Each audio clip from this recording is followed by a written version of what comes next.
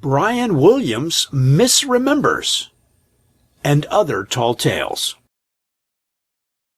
Folks, unless you've been living under a rock, then you have heard the story of NBC News anchor Brian Williams claiming that he was in a helicopter in Iraq in 2003 when he was there doing some stories, claiming that his helicopter was hit by an RPG, a rocket-propelled grenade.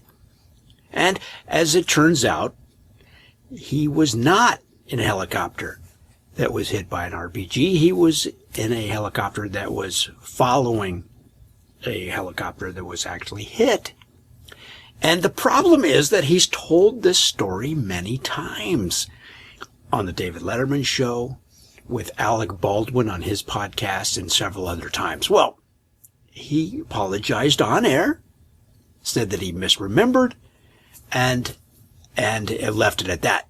Unfortunately, the controversy has grown, and people are asking him to, people outside NBC News anyway, are saying he should resign or be fired or something along those lines. Well, NBC News has not said anything for or against him in this matter, other than, in other words, they've been completely silent, other than released a memo that they have assigned an internal news team or a group or a number of people to investigate to find out if there's other incidences where he may have made statements that were in fact not accurate. Well, here's the thing. I mean, I like the guy. I don't know if he just was, that the story grew over time. I mean, I did that. One year I broke my leg skiing, and as I met new people that asked me what happened because I was on crutches, every time I told the story, it got bigger and bigger. And by the end, I think I was on the Olympic ski team was my latest version. So, hey, I do it. Other people do it, but I'm not the anchor of a network newscast. That's the problem. So anyway, here are some of the events that the internal NBC team is investigating, some of the statements he's made in the past to see if there's any validity to them.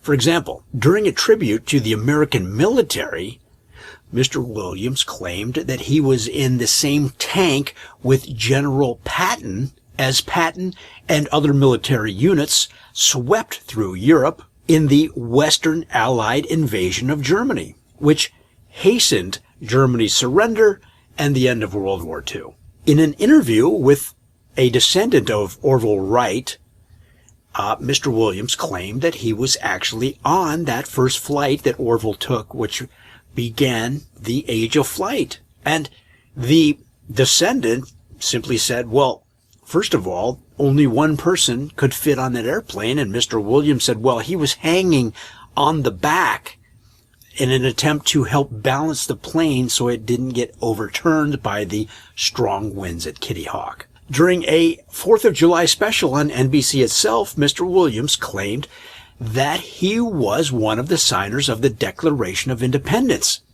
Now, when people questioned this claim, he simply said that you really can't tell that it's his signature because it's so unintelligible, but he said it's always been unintelligible, his signature, because of a baseball injury that he suffered earlier in life.